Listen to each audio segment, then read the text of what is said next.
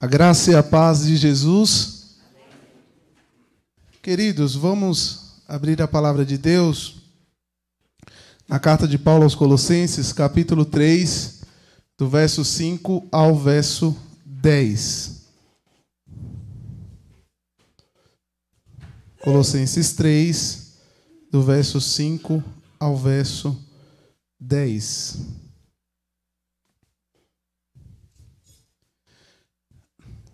Iremos fazer a leitura do verso 5 ao verso 10.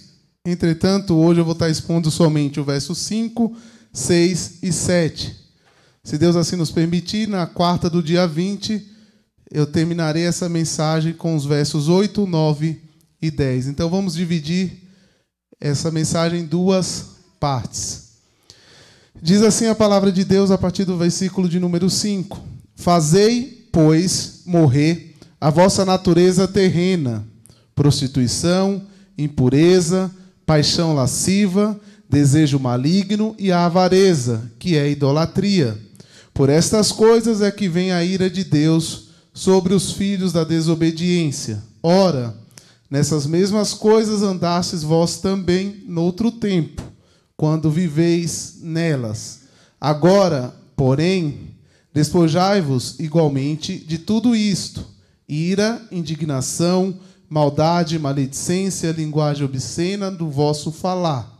Não mintais uns aos outros, uma vez que vos despistes do velho homem com seus feitos, e vos revestistes do novo homem, que se refaz para o pleno conhecimento, segundo a imagem daquele que o criou. A epístola aos Colossenses é conhecida como uma das cartas da prisão. As outras são Efésios, Filipenses e Filemon. Paulo escreve essa carta de Roma, provavelmente no ano 60 depois de Cristo. Nessa carta, o apóstolo enfatiza a pessoa divina e a obra criadora e remidora de Cristo. Ele faz isso em contra-ataque à desvalorização de Cristo, causada por certa corrente herética que ameaçava a igreja de Colossos. Em seguida, Paulo nos traz questões práticas no tocante à vida diária dos crentes, como observamos a partir do capítulo 3. E hoje veremos algumas questões práticas contra o pecado. O primeiro ponto é que nós devemos andar com a nossa certidão de óbito no bolso. O apóstolo Paulo dá uma ordem. Veja na parte A do versículo 5. Fazei, pois, morrer a vossa natureza terrena. No momento da salvação, o nosso homem velho foi crucificado com Cristo. Na salvação, nós somos declarados justos por meio de Cristo Jesus. E o pecado já não tem mais poder nas nossas vidas. Entretanto, essa velha natureza ainda nos perturba. Paulo, já convertido, vai dizer em sua carta aos Romanos que o bem que ele quer fazer, ele não faz, mas o mal que ele não quer, ele faz. Nesse processo de salvação também inicia-se a santificação. E essa santificação dura toda a vida, durante toda a vida do crente aqui na terra, pela ação do Espírito Santo que habita no salvo e pela responsabilidade daquele que nasceu de novo. Logo, devemos buscar cada vez mais ter uma vida santa. E ainda nesse verso 5, nós temos essa ordem: fazei, pois, morrer a vossa natureza terrena. No texto original, a palavra que é usada aqui no grego é a necrósate, que significa fazer morrer ou matar. É a mesma palavra que nós usamos no português para necrotério.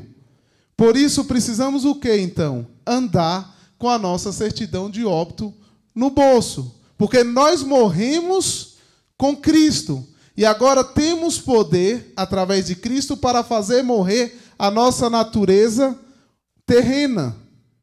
Devemos considerar-nos mortos para o pecado, como o próprio apóstolo Paulo vai falar na sua carta aos Romanos, no capítulo 6. E Jesus vai dizer o quê? Que se o teu olho direito te faz tropeçar, arranca e lança fora. É óbvio que Paulo e Cristo aqui não estão falando de uma cirurgia, literalmente falando. O mal não vem do olho, o mal não vem da mão, do pé, mas sim do coração do homem, pois é dele que surgem todos os desejos perversos. Então, precisamos o quê? Matar o nosso velho homem todos os dias. Santificação. E ainda nesse verso 5, o apóstolo Paulo vai enumerar aqui vários pecados. Esses pecados faziam parte da velha vida dos colossenses e de todos aqueles que um dia foi salvo por Cristo. E esses pecados, o que é que acontece? Eles atraem a ira de Deus. Eles não são mais compatíveis com a nova vida daquele que um dia se converteu, daquele que teme ao Senhor. E quais pecados são esses? Prostituição, impureza, paixão lasciva, desejo maligno e avareza, que é idolatria. Desses pecados, 3 são relacionados com o sexo: a prostituição, a impureza e a paixão lasciva. Os outros são o desejo maligno e a avareza, a ganância. Prostituição e impureza lascívia estão diretamente ligados ao pecado sexual. Toda relação sexual, antes e fora do casamento, está aqui incluída. O primeiro pecado citado aí pelo apóstolo Paulo no verso 5 é a prostituição, a porneia, que refere-se à imoralidade sexual em geral. Inclui desde as relações sexuais extraconjugais até os casamentos contraídos entre parceiros de graus ilícitos de parentesco.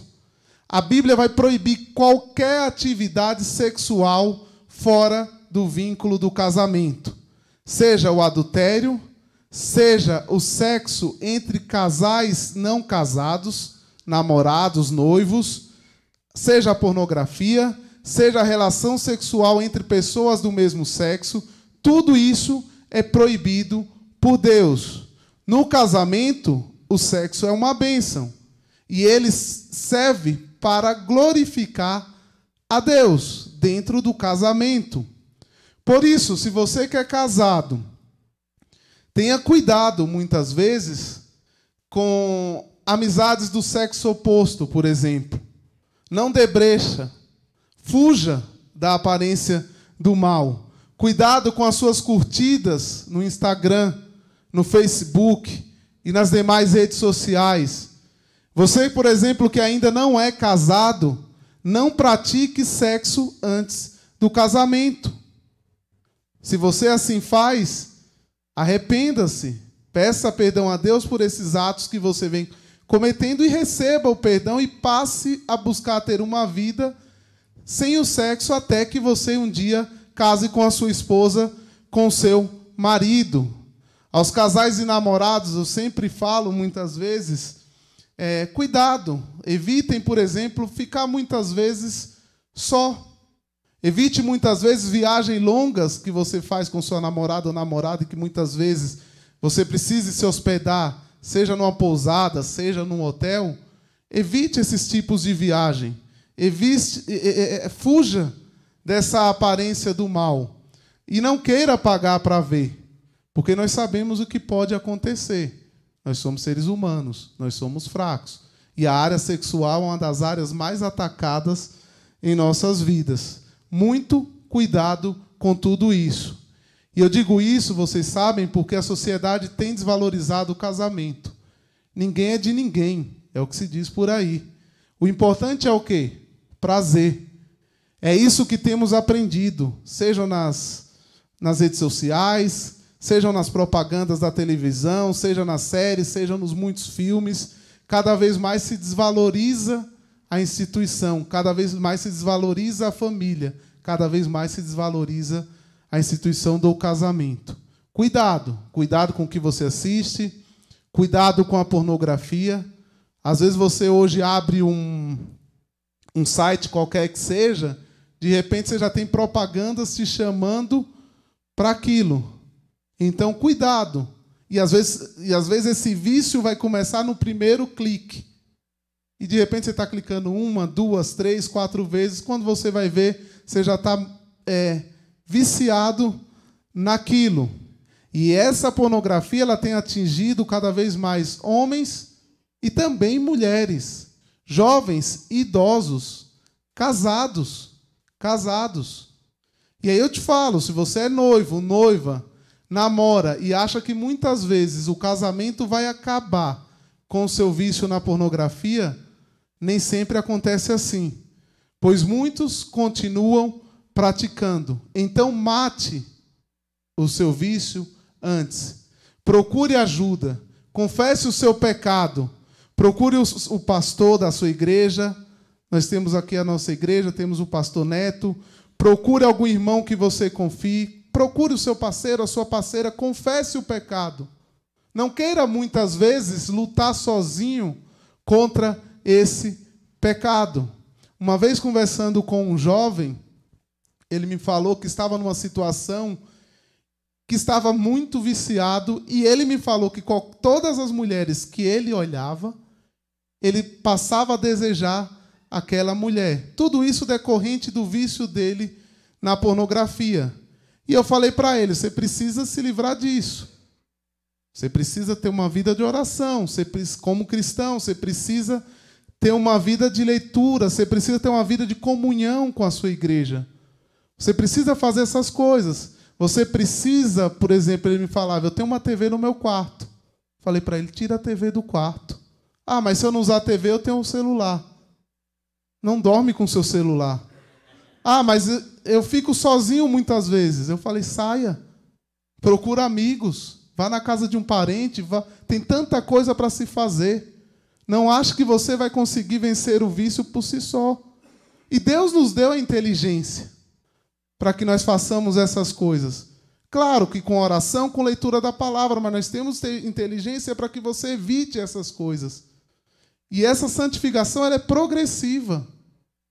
Então você precisa, se você tem praticado essas coisas, fazer isso. E você tem inúmeros exemplos de pessoas que têm sofrido com isso. É claro que existe um apelo muito grande para tudo isso, mas se afaste-se cada vez mais. Como eu falei, ore, leia a Bíblia, congregue, procure irmãos, compartilhe os seus pecados com pessoas de confiança para que possam orar por você e para que possam te ajudar nessa fase de que você precise largar esse vício. O segundo pecado citado aqui pelo apóstolo Paulo é a impureza, que pode ser definida como a falta de pudor, indecência, algo relacionado à luxúria e uma vida libertina. Em seu sentido moral, significa qualquer coisa revoltante e miserável, ou seja, perversão sexual. É algo que vai além do ato para os maus pensamentos e a intenção da mente.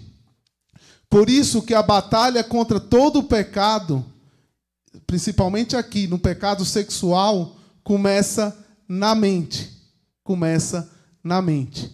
Muitas vezes, antes de você adulterar, você imagina todas as situações possíveis de como fazer aquilo. Então, tenham cuidado com o que você tem pensado, o que você tem consumido.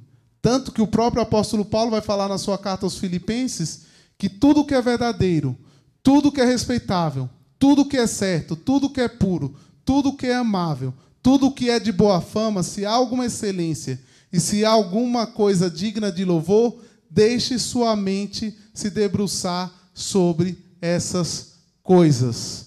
Pensem em coisas boas. O terceiro pecado citado aqui é a paixão lasciva. Algumas traduções vão usar somente a palavra paixão, paixões, que refere-se a um desejo, um impulso ou uma força que não descansa até estar satisfeito.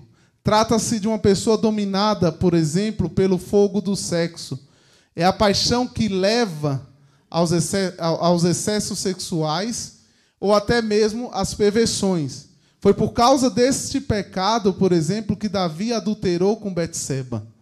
E a Bíblia condena não apenas esse ato pecaminoso, mas também a intenção do desejo impuro.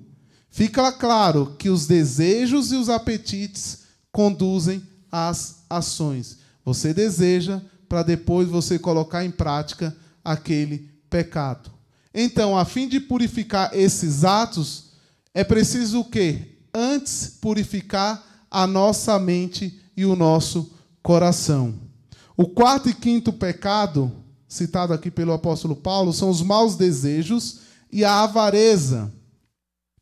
E essa palavra desejo no original, ela pode descrever tanto um desejo santo, bom, como um desejo ruim, um desejo pecaminoso, um desejo mau. Só que aqui o apóstolo Paulo está falando de um desejo maligno. Trata-se de um desejo não só intenso, mas um desejo pervertido. Já a avareza é o pecado de desejar sempre mais, sem nunca estar satisfeito com o que já tem. Sejam por coisas materiais, seja por prazeres. É o pecado da posse, da possessividade. É o desejo insaciável de colocar a mão nas coisas dos outros, nas coisas materiais. E aí nós lembramos que todo pecado é basicamente um egoísmo. Adoração de si mesmo em vez de adorar a Deus. O desejo pelo muito dinheiro pode te conduzir o quê? Ao roubo. O desejo pelo muito poder pode te conduzir à arrogância, à tirania. E é esse desejo de obter sempre mais, o que não se tem direito, muitas vezes, de possuir, que atrapalha a vida do ser humano. Então, nós devemos fugir desses desejos. Isso tudo, Paulo ainda vai chamar de idolatria. Porque você começa a colocar coisas materiais no lugar de Deus e substituir Deus pelo quê? Pelos seus prazeres. E a essência da idolatria é essa, é o desejo de obter, sempre querer. Aí que é o princípio de toda idolatria. E essa avareza leva a pessoa para longe de Deus. E ela passa o quê? A confiar mais nas suas coisas materiais, no que ela possui, do que no próprio Deus. Ela passa a idolatrar os seus bens, o que ela possui. Então tenham cuidado com esses tipos de desejos. Após o apóstolo Paulo dar aqui essa primeira lista, agora ele dá como se fosse uma pausa antes dessa segunda lista, e ele vai dar duas razões, fortes razões, aliás, que nos motiva a mortificar o nosso pecado. Verso 6. Por estas coisas é que vem a ira de Deus sobre os filhos da desobediência. E o que é essa ira de Deus?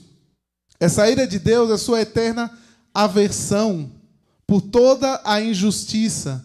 É seu desagrado e indignação contra o mal. É sua santidade contra o pecado. É a causa justa da sua sentença contra o pecado, pois Deus é justo. E Deus está irado contra o pecado, porque esta rebelião ela vai contra a sua autoridade. E os incrédulos, aqueles que não aceitaram a Cristo, eles vão experimentar toda a força da ira de Deus. Tanto que Paulo vai falar aos Romanos, no capítulo 1, lá no verso 18, que a ira de Deus se revela do céu contra toda impiedade e injustiça dos homens que detêm a verdade em injustiça.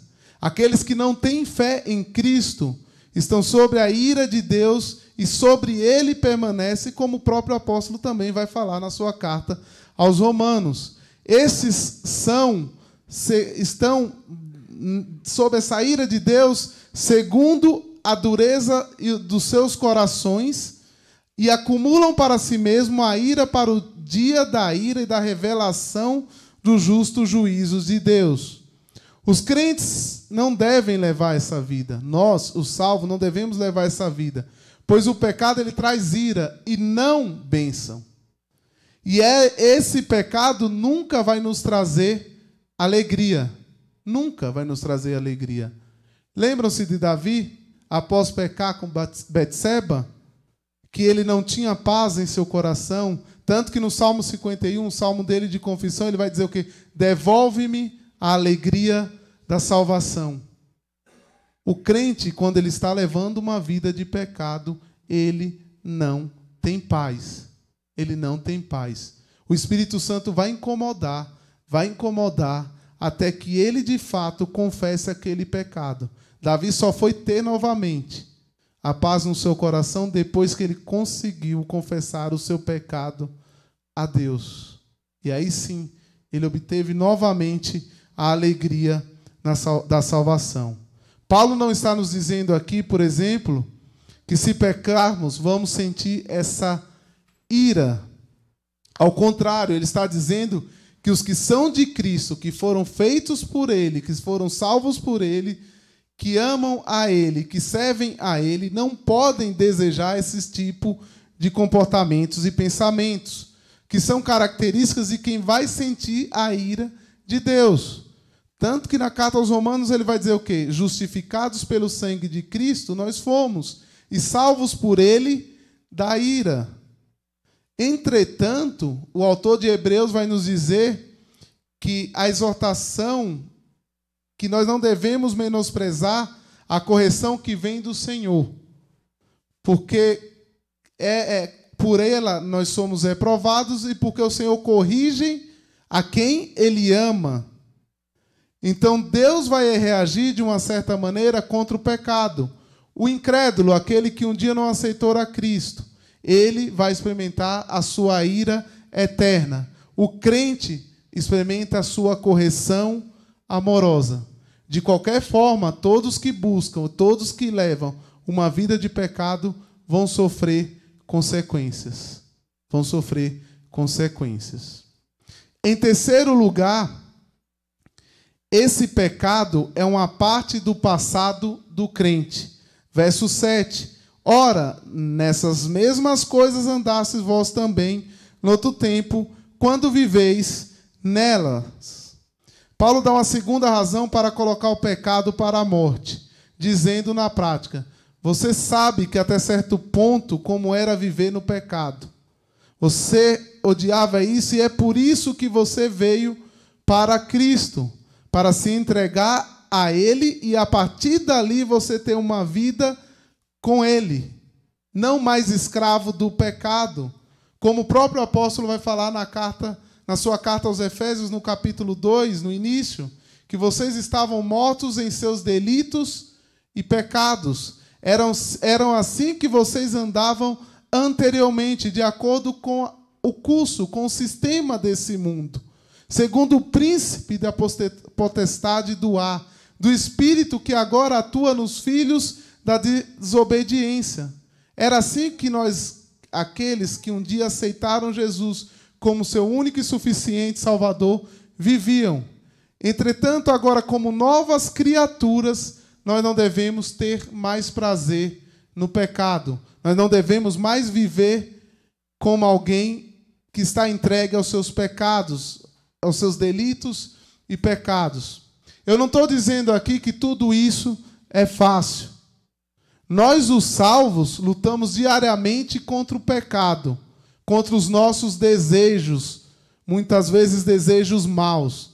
Tanto que o próprio apóstolo Paulo declara, miserável homem que sou, quem me livrará do corpo desta morte?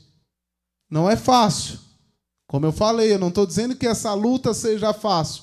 Porém, com o auxílio do Espírito Santo, devemos o quê? Buscar ter uma vida cada vez mais santa, matando todos os dias o nosso velho homem, matando todos os dias os nossos pecados, fazendo guerra contra os nossos pecados, literalmente, fazendo guerra contra os nossos pecados, tomando muitas vezes atitudes que nós às vezes achamos que sejam atitudes drásticas, mas muitas vezes fazendo isso. Acho que foi no domingo agora que na pregação do pastor Neto, que ele cita um exemplo de um rapaz que mudou até de emprego, não é isso? Para que ele resistisse, porque ele sabia que se ele continuasse, ele não conseguiria resistir àquele pecado. Foi como a história do jovem que eu contei aqui. Tira a televisão do quarto. Deixa o celular com alguém. Sei lá, eu conheço aí até aplicativo de celular que você coloca, que às vezes a sua esposa sabe, o seu filho ou até o seu marido sabe que o que você está acessando talvez seja uma maneira. E você sinta a vergonha de fazer aquilo, e aí você não faz, porque você sabe que se você fizer, sua esposa vai estar sabendo, e o seu marido ou seus filhos, etc. Não é fácil, eu não estou dizendo que lutar contra esses pecados, e principalmente os pecados sexuais, sejam fáceis. Mas, como eu disse, nós temos um auxílio do Espírito Santo. Nós podemos orar a Deus e nós podemos receber esse conforto. Por isso, nesta noite, a palavra de Deus está falando: confesse os seus pecados a Ele e receba o perdão. Se você tem estado viciado, enfim, em pornografia, se você tem traído o seu marido, se você tem traído a sua esposa, se você tem pensado coisas indecentes, hoje é momento de você se arrepender. Hoje é momento de você confessar o seu pecado e receber o perdão de Deus. E eu finalizo aqui deixando o texto, o versículo de 1 João 1,9. Se confessarmos os nossos pecados, Ele é fiel e justo para nos perdoar os pecados e nos purificar de toda a injustiça. Confesse o seu pecado a Cristo e receba dele o perdão. Oremos. Senhor nosso Deus, nosso Pai, te agradecemos pela tua palavra que é viva e eficaz. Sabemos que somos tão pecadores, sabemos que muitas vezes desejamos e pensamos o que não devemos pensar. Tem misericórdia, Senhor, das nossas vidas. Nos auxilia, Senhor, com o teu Espírito Santo a vencer pecados não confessados, Senhor. Tem misericórdia das nossas vidas. Que venhamos pensar em tudo que é agradável. Que venhamos ser pessoas melhores. Que venhamos ser pessoas que busquem cada vez mais uma vida santa. E santa na tua presença, Senhor. Tem misericórdia da vida daqueles que ainda não entregaram a sua vida a Deus. Que eles venham entender, Senhor, a mensagem da tua salvação e que venham confessar o Senhor como um único e suficiente Salvador. Obrigado pela vida de cada irmão aqui presente. Obrigado pela vida dos irmãos que assistem pela internet. O Senhor conhece o coração de cada um. O Senhor conhece em que área cada um tem sido falho e nas suas dificuldades. Mas ajuda, Senhor. Tem misericórdia da vida de cada uma aqui presente. Nos ajuda nesta luta diária, Senhor. Nos ajuda neste processo da santificação que ocorre até o último dia de vida aqui na terra, Senhor. Para assim depois termos o nosso corpo glorificado, uma nova vida, num lugar no qual nós não iremos mais lutar contra esses desejos imorais, contra os pecados, Senhor. Nós te agradecemos por tudo isso, nós te agradecemos por Cristo Jesus, que morreu na cruz do Calvário, que pagou o alto preço e que nos declarou justo para que tenhamos uma vida eterna, para que tenhamos uma vida de salvação. Nós assim oramos no nome de Jesus. Amém.